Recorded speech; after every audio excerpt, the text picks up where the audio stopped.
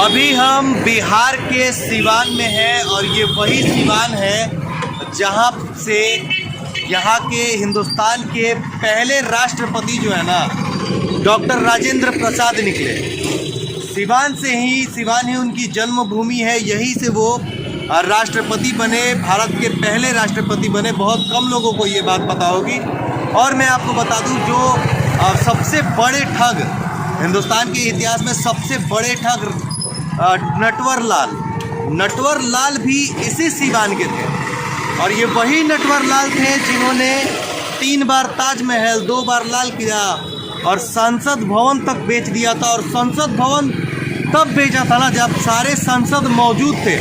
सांसदों की मौजूदगी में भी संसद भवन बेच दिया था डॉक्टर राजेंद्र प्रसाद का नकल सिग्नेचर करके, हूबहू सिग्नेचर उनका करके। और नटवर लाल से काफ़ी लोग मुहावरा भी बनाते हैं। और ये वही सिवान है जहाँ से नटवर लाल निकले,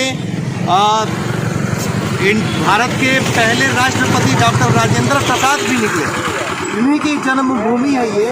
लेकिन हम आपको बता दें, यहाँ पर आप मेरे पीछे एक साइड देख सकते हैं कि ये सिवान की विकास की गति कितनी है। मेरे बगल में इस पुल के बाद में आपको एक पुल नज़र आ रहा होगा। तो पहले कहानी जानिए। वो पुल आपको बनता हुआ नज़र आ रहा होगा, लेकिन उससे पहले अंग्रेज़ों के ज़माने का बनाया हुआ एक पुल था जो सिर्फ एक ही पुल था। ये अभी जिस पे पुल पे मौजूद हूँ, ये पुल भी नहीं था, ये ब्रिज भी नहीं था। सिर्फ वो एक अंग्रेज़ों के ज़माने का बनाया हुआ पुल था और उस पर सारी गाड़ियाँ चलती थी। जितने भी ओवरलोडेड ट्रक हो, पिकअप हो, हर गाड़ियाँ चलती थी, बिना रोक टोक के चलती थी, बेझिझक चलती थी। जबकि इतने अत्याधुनिक तरीके से ये पुल बनाया गया। जब यहाँ के बिहार के इंजीनियरों ने ये पुल बनाया, कहीं ना कहीं उन्हें बहुत सारे तरीके मिले होंगे, बहुत सारी सुविधाएं मिली होंगी, उसके बाद ये पुल बना होगा। और जब ये पुल बन के तैयार हुआ तो अंग्रेज़ों के द्वारा बनाया गया जो बनाया हुआ पुल, जो कि बहुत सालों तक चला, 100 सालों तक चला। और उसके बाद सोचा गया, जब यहाँ के बिहार के इंजीनियरों ने ये पुल बना दिया है ना, तो वो वाला पुल हटा देते हैं और उसके बाद नया पुल बनाएंगे। और जैसे ही वो पुल हटाया गया, पता चला कि ये बनाया हुआ पुल इंजीनियरों का, बिहार के सरकारी इंजीनियरों का बनाया हुआ पुल बिना कहीं ना कहीं से डैमेज हो गया और यातायात रोकनी पड़ गई।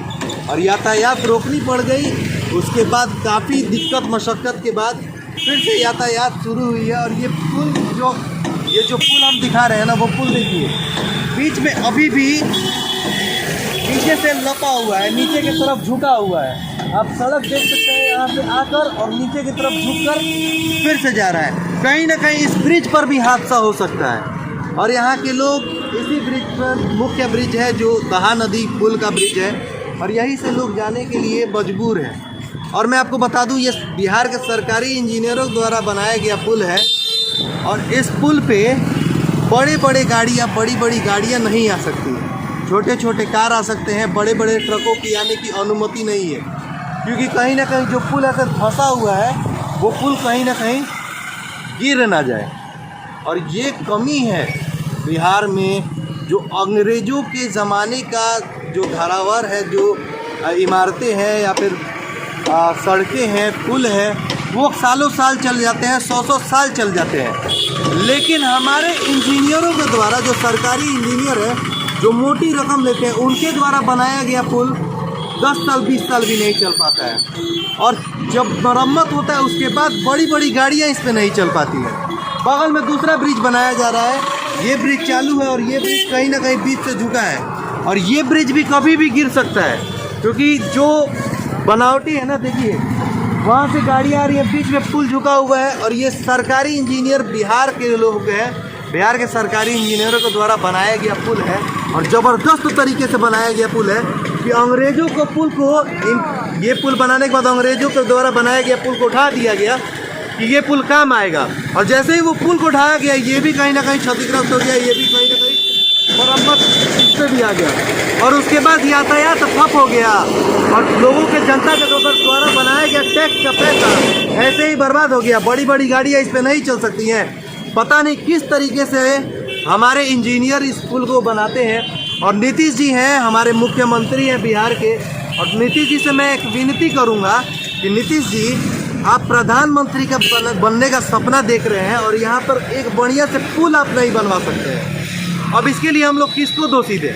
मोदी जी को दोषी दें, पथ परिवहन मंत्री नितिन गडकरी जी को दोषी दें, आपको दोषी दें, सरकारी इंजीनियरों को दोषी दें, या प्रशासन को दोषी दें, या फिर जनता अपने आप को दोषी दे ताकि आप लोग जैसे लोगों को चुन लिया है। अब क्या करेगी? यहाँ पर ये पुल भी लपा हुआ है, कुछ दिन में अगर हो सके तो ये पुल भी कहीं गिर ना जाए और कोई हादसा का शिकार ना हो जाए। और जब तक लोग हादसे के शिकार नहीं होंगे ना बिहार में, तब तक लोग सुनते नहीं हैं, बड़े अधिकारी सुनते नहीं हैं। बड़े अधिकारी आकर निंदा करेंगे और बगल में पुल बन रहा है और ये पुल की हालत अभी भी खराब है। और मैं ये पूछना चाहता हूँ, कौन से तरीके से ना बिहार के इंजीनियर पुल बनाते हैं, जो उनका पुल 20 साल नहीं टिक पाता है, लेकिन अंग्रेजों का पुल जो कि मिट्टी और तुर्की मिट्टी से बना हुआ पुल, जैसे तैसे वो लोग पता नहीं किस डिज़ाइन में बनाते थे और बहुत कम फीस लेते होंगे। उस ज़माने में बहुत कम पैसों में बना होता होगा वो पुल, और वो पुल चलता है, लेकिन बढ़िया बनाया हुआ पुल नहीं चलता है। और यही कमी है बिहार में। और मैं नीतीश जी से एक बार फिर कहना चाहूँगा, प्रधानमंत्री बनकर देश को सुधारने का सपना छोड़िए, सबसे पहले बिहार को सुधारने की ज़रूरत है, बिहार को बदलने की ज़रूरत है। और नीतीश जी कहते हैं कि जनता राज चल रहा है। देखिए, जनता राज चले कोई राज चले मतलब नहीं है, लेकिन किसी का हादसा होने से अगर आप लोग बचा सकते हैं तो बचा लीजिए, वरना इसमें किसी के बहन बेटी भाई बहन कितने लोग मर जाएंगे और बाद में आप राहत के तौर पर 1-2 लाख रुपया देंगे और उससे कोई फ़ायदा नहीं होगा, क्योंकि ये जनता के टैक्स से ही बनता है। और जनता यहाँ पे जो छोटे छोटे बिस्किट के पैकेट भी खरीदते हैं ना गरीब, वो भी आपको कहीं ना कहीं यहाँ से बिहार में टैक्स देते हैं और उन्हीं टैक्स के पैसों से पुल बनता है। लेकिन पुल में कहीं ना कहीं सीमेंट बालू का घपला कर दिया जाता है और बड़े बड़े अधिकारी और इंजीनियर जो है वो अपना पॉकेट भर लेते हैं और जनता को मरने के लिए छोड़ देते हैं। आइए, यहीं पे हमारे साथ एक शख्स है। ये पुल जो बना कितने तक, मतलब ये पुल कब बना? करीब आ जाएगी, करीब आइए, काफी दिन तो हो गया करीब आइए बना हुए। बट ऐसे पुल की हालत ऐसे देख के ये भी लग रहा है कि टूट जाएगा। यहाँ पे टेढ़ा हो रखा है, बीच में आदमी जाने में दिक्कत होती है, ना कोई बड़ी गाड़ी आ सकती है। अभी ये भी सामने पुल जो बन रहा है वो भी आप देख ही रहे हैं कि कैसे बन रहा है, वो भी कितना साल चल सकता है, आप भी कुछ आज से अनुमान लगा सकते हैं। अब इसमें कहने के क्या हिसाब से पूरा दिख ही रहा है। तो यही बात है, यहाँ पर अंग्रेजों का बनाया हुआ पुल 100 साल चल जाएगा, लेकिन इंजीनियरों का बनाया हुआ सरकारी इंजीनियर जो एसी में बैठ के ना डिज़ाइन तैयार करते हैं, उद्घाटन होता है, मिठाइयाँ बटती हैं, चारों तरफ प्रचार होता है और उसके बाद पुल ऐसे रहना चाहिए, तो पुल ऐसे होके ऐसे धंस जाता है। ये भी 5-6 साल हो गया बने हुए। देखिए पुल की हालत क्या है। अभी देखिए, ये पुल का मैं आपको दिखा रहा हूँ, ये पुल देखिए किस प्रक्रिया में है, किस हालत में है। अभी ये आप देख सकते हैं, बीच से ही ना पुल धंस गया है, लेकिन यातायात में कोई कमी नहीं है। और दीवान पुलिस आपकी सेवा में हाजिर है। आइए, यातायात का ये हालत, पुल का ये हालत, लेकिन दीवान पुलिस आपकी सेवा में हाजिर है और यातायात नियमों का पालन करें। अब बताइए, जनता यहाँ पर नियमों का पालन करें और इंजीनियर लोग पालन नहीं करेंगे और नेता लोग पालन नहीं करेंगे।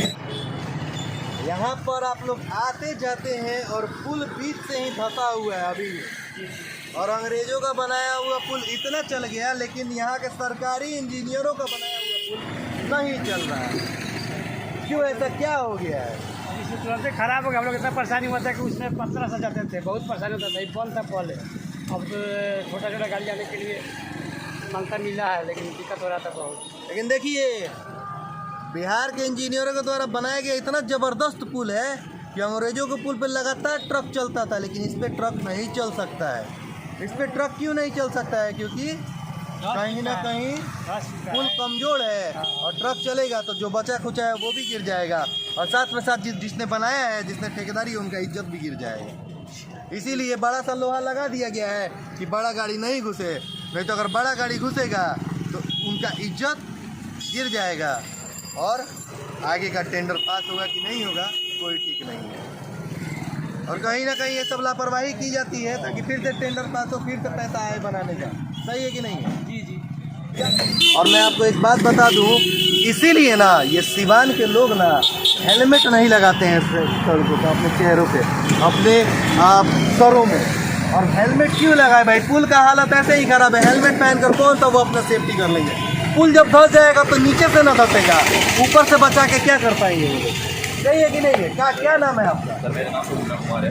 अच्छा, मैंने जितना भी बात बोला है यहाँ के बारे में कुछ भी गलत बोला है? कोई गलत नहीं है, सब सही है। और यहाँ लेकिन पुल भी ऐसी है, आदमी बोलेगा शिकायत तो करेगा ही। जब यहाँ पुल की हालत है, सबको आने जाने में दिक्कत होती है। अब देखिए बड़ी गाड़ी आगे में, हम लोग को भी बड़े गाड़ी साझे लाते हैं यहाँ से जाने के लिए, छोटी बड़ी गाड़ी वहाँ से घूम के आती है, बाईपास जाती है, इधर से पहले जाती नहीं है। अब ये पुल 6-7 साल हो गया इसके बने हुए। अब बीच में धंस गया, पूरा दरार फट गया। ये ज़्यादा 2-3 साल और चलेगा।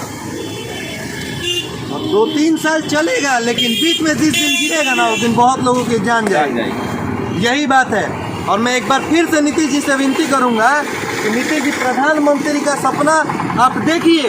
प्रधानमंत्री अगर आपके में क्षमता है, आप बनिए। लोग बनाना चाहते हैं, बनिए। लेकिन जो मुख्यमंत्री का कर्तव्य है ना, उसको भी निभाइए। और जो आपके नीचे के नेता लोग हैं, जो नीचे के अधिकारी लोग हैं, जिनके जिम्मेदारी पुल है और ये पूरा शहर का मार्ग है, उनको भी थोड़ा बताइए कि वो लोग भी थोड़ा अच्छे से काम करें, ताकि यहाँ के लोग सुरक्षित हो पाए और यहाँ की जनता सुरक्षित हो पाए।